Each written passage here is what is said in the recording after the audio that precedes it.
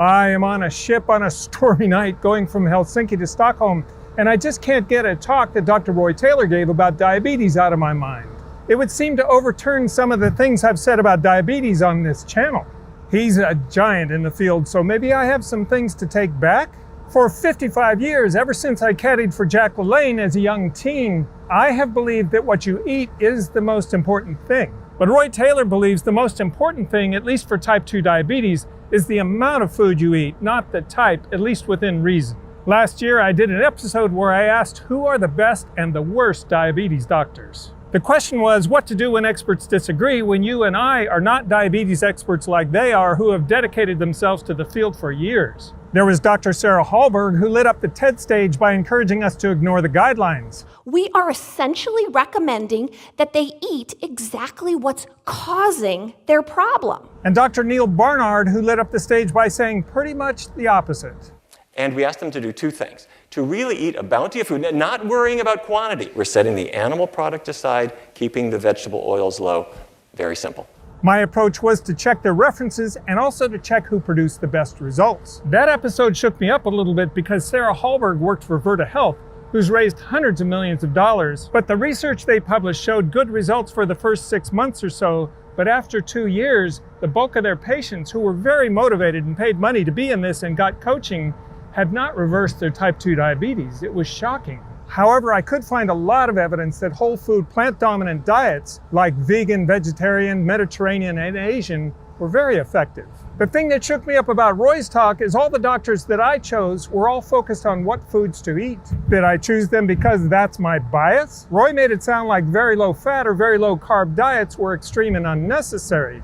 Just eat less. Gil Carvalho, a doctor I admire very much, interviewed Roye on his channel, so I'll provide a link for you to go see that if you're interested in an interview. Gil seemed to agree with Roye that overconsumption of calories is the primary driver for type 2 diabetes. I decided to read Roye's books to see if I should change my point of view. His journey of discovery is absolutely fascinating. 7 days? Just 7 days to slay the monster? It was 2006, and I was sitting just where I am now, at my desk. Reading scientific journals and keeping up with the latest information about diabetes is part of my job, and I had just turned over a page in one of the leading diabetes publications. The graph hit me between the eyes. It showed what happened to blood sugar in the days immediately after bariatric surgery in people with type 2 diabetes. The graph line plunged from the usual high level on the day before surgery all the way down to absolutely normal by day 7.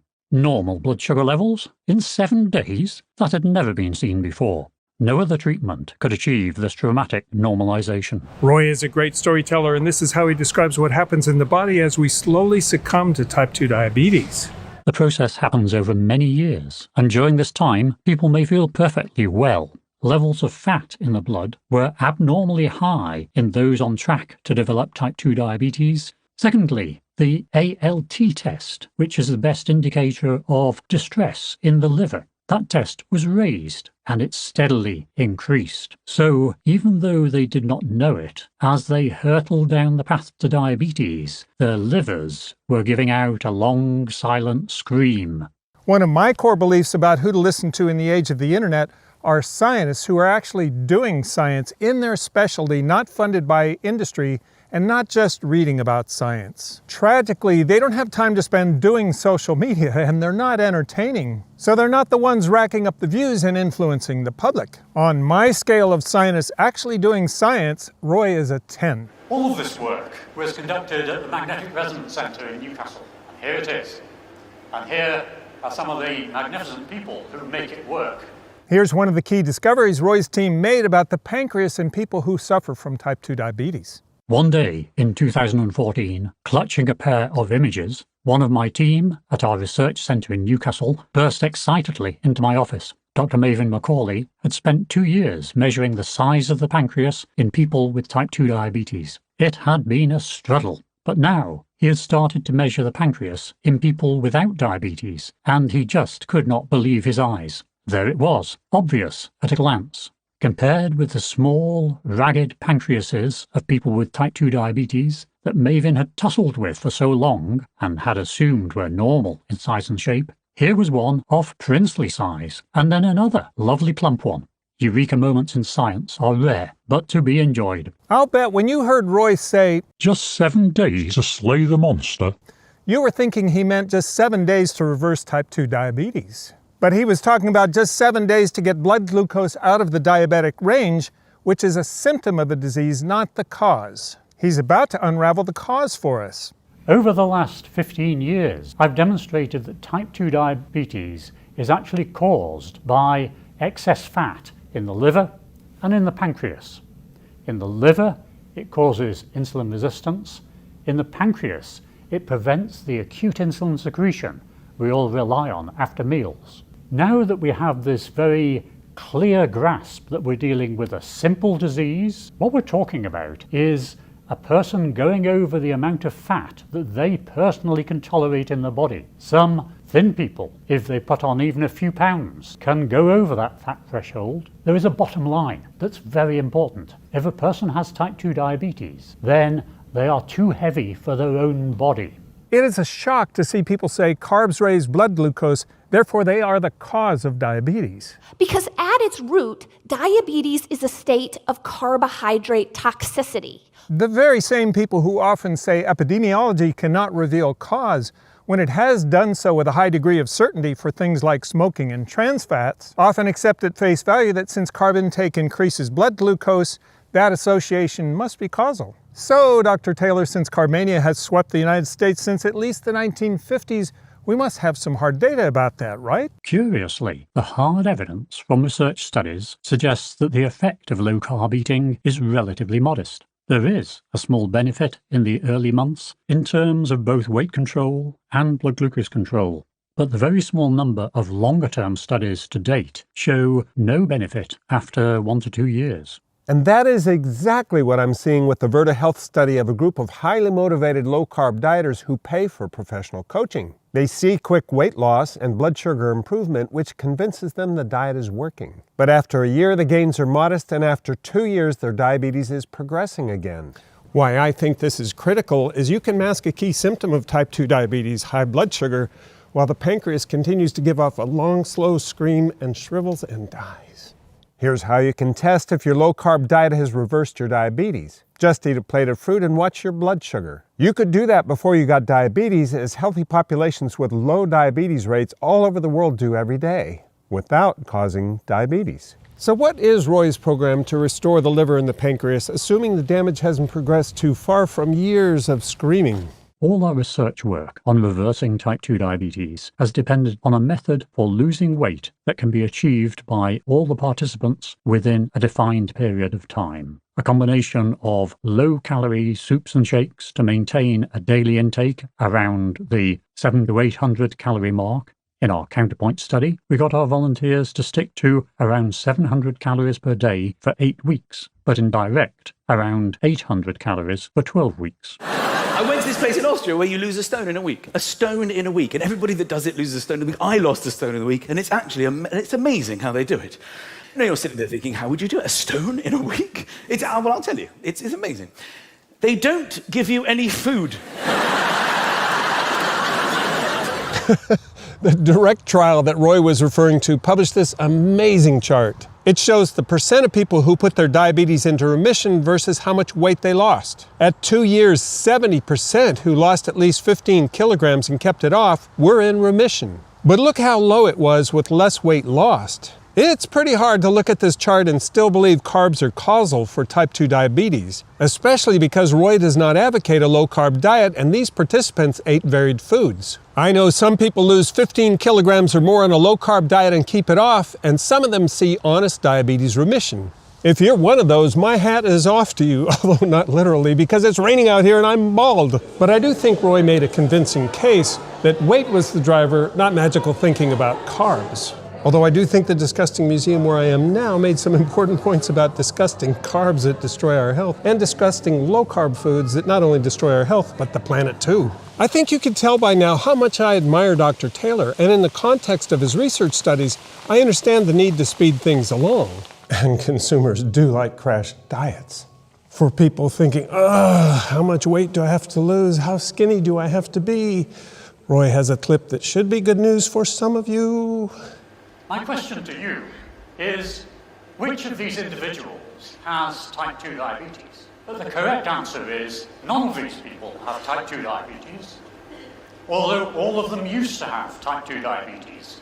Let me show you where these people came from, because these are the after photographs. This weight loss is produced purely by dietary means. But I also have great admiration for diabetes reversal programs that allow the body time to adjust to new foods and lower calorie consumption. I did an episode with the Mastering Diabetes guys who also have great success with type 2 diabetes reversal. But they do it more slowly, starting with just breakfast. I do feel better about that and could cite some studies like Kevin Hall's about what happened to the Biggest Loser candidates after their bodies were done screaming "Mayday, Mayday" during the show.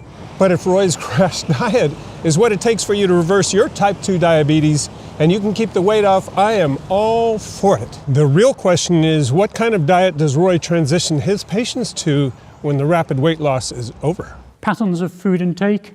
Well, most of the guidelines, all of the guidelines in fact, reflected the need for higher vegetable intake, all the usual things, fruit, legumes, reduced saturated fat, consensus.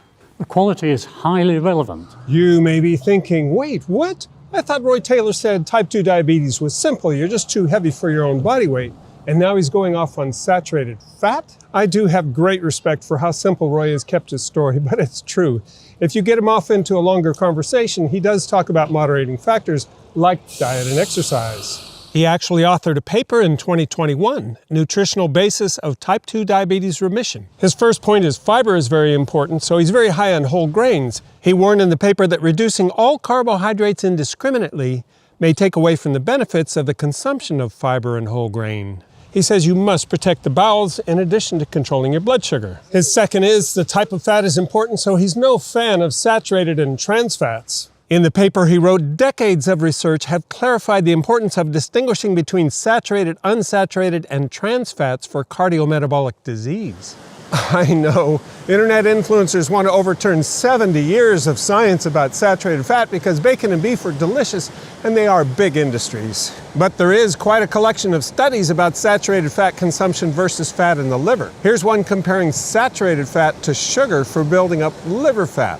When comparing a 7-day hypercaloric diet enriched with fructose with a hypercaloric diet enriched with saturated fat, the saturated fat-enriched diet increased liver fat to a greater extent than fructose, 86% to 16%, suggesting excess saturated fat is worse for liver fat accumulation than excess added sugars. Which brings me to meat and dairy. Here's what he said in his paper. The importance of food sources rather than macronutrient type is highlighted by the associations of meat and dairy, which are both typically high in saturated fat and protein with cardiometabolic risk. Some types of dairy, such as fermented dairy, yogurt, or cheese, are associated inversely with type 2 diabetes and cardiovascular risk, whereas red and processed meat are positively associated. There is a very old movie in nutrition that's been going on for centuries, and the latest release is Meat versus Hong Kong. They have very high meat consumption and high life expectancy, allegedly proving that scientists do not know what they are talking about. Meat is obviously healthy. Here's how that movie plays out. A population like Hong Kong, which has been known for heavy veggie consumption for centuries, when they industrialize, meat consumption skyrockets.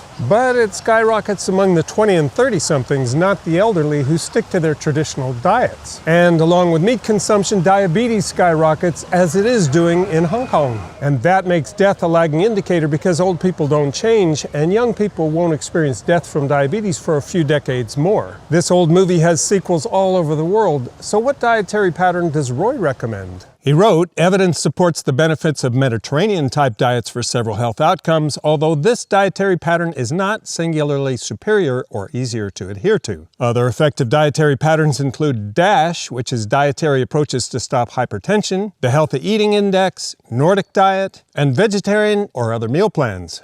That doesn't sound different than anything I've promoted on this channel in the past. They're all plant-dominant diets. But he didn't address two that I have addressed, whole plant vegan and the low-fat version of that. I support the same dietary patterns that Roye does, but my question is, are they potent enough for the acutely ill? In the direct trial, they didn't accept volunteers who'd been diabetic for more than 6 years or who were on insulin. And still, 30% of people who lost 15 kilograms or more did not see remission in their type 2 diabetes. Studies of acutely ill patients tend to be thought of as second tier because they tend to be small and without a control group. But think about it, these patients are in dire straits. Caldwell Esselstyn is famous for his success in reversing heart disease in patients sent home to hospice care because all medical options were exhausted for them. How do you ethically make a control group of patients who were given 6 months to live? Do we even need a control group to recognize that they succeeded by changing just one factor, diet, and not by adding other variables like new medications, surgeries, meditation, or exercise? Doctors Esselstyn, Barnard, and the Mastering Diabetes guys all treat the acutely ill via low-fat, whole-plant diets because those diets are demonstrably the lowest in saturated fat and calories, two things critical for diabetes reversal. I've interviewed 2 of their formerly acutely ill patients on this channel. One was diabetic enough to lose much of his vision and had nerve damage. But after going through Dr. Esselstyn's program, he's been in robust health for years and is now the mayor of New York City. By focusing on the acutely ill, am I just focusing on a small slice of diabetics? I don't think so, because primary care doctors often say diabetics become acutely ill over time. Is low-fat vegan extreme, and maybe that's why Roye didn't mention it? Well, some may say that an 800-calorie-a-day crash diet for 12 weeks is extreme. By comparison, eating a selection of real food, which is naturally low in calories and saturated fat and high in fiber, sounds pretty sane, no? We do have large, well-run studies indicating dietary pattern does matter. This chart is from the Adventist 2 study, which showed that among a large population with similar lifestyle habits, the vegans had the lowest BMIs by far over lacto and pesco-vegetarians, and the group that added even a modest amount of meat had the highest BMIs. And those BMIs mirrored their diabetes rates. Whenever I've shown these charts in the past, some smart commenters have said there's a healthy user bias in those numbers, and they're right. But epidemiologists don't believe that can explain the magnitude of these numbers. What about starchy, high glycemic index vegetables? Walter Willett, a giant in the field of nutrition, believes potatoes are fine if you're young and healthy, but not fine as your metabolic health declines, presumably as you get to prediabetes.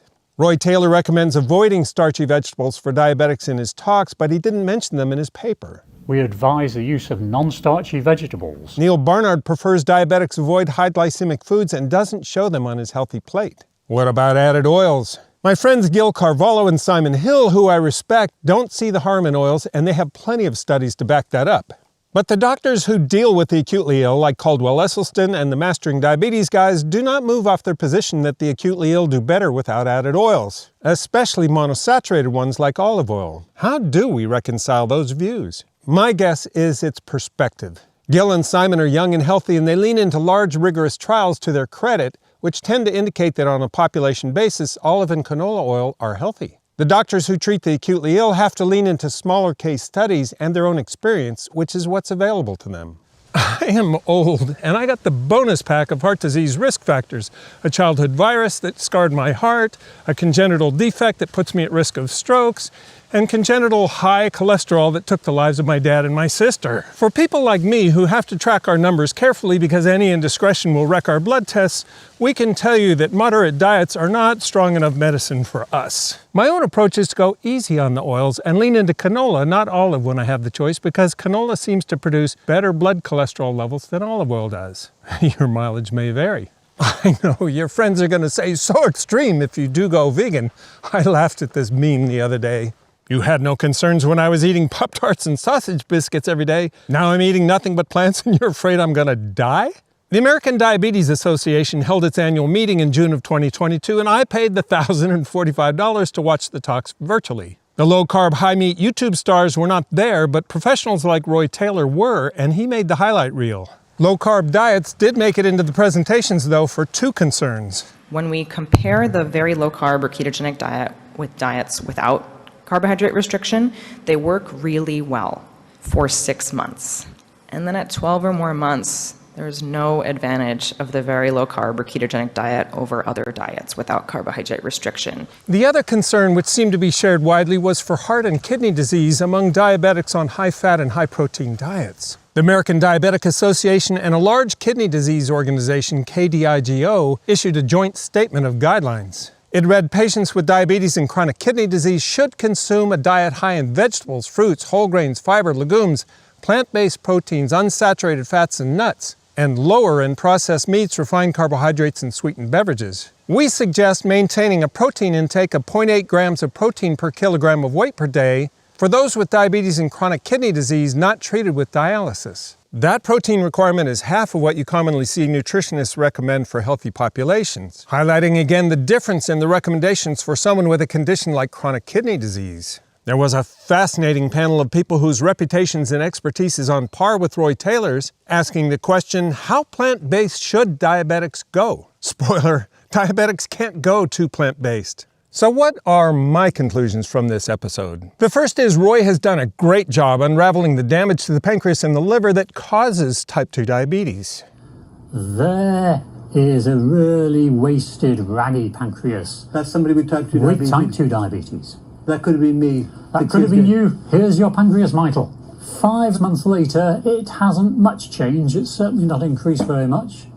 But after a year, it's decidedly increased. After 2 years, it's well on the way back to normal. And so we think this is a restoration of insulin action in the pancreas. The second is that weight is the elephant in the room. We have to find diets that get us to healthy weights. And the third is, whatever our dietary pattern and weight, our odds improve the more whole plants we consume. You're still here. Thanks for putting up with me catching little moments of time while I try to keep up with my family here in Europe. Are you nervous now? No. My daughter's family eats a plant-dominant diet, and we thought it might be hard to find good food, but vegan options were everywhere. And we went to Estonia, Finland, Sweden, and Denmark. Anyway, thanks so much for watching.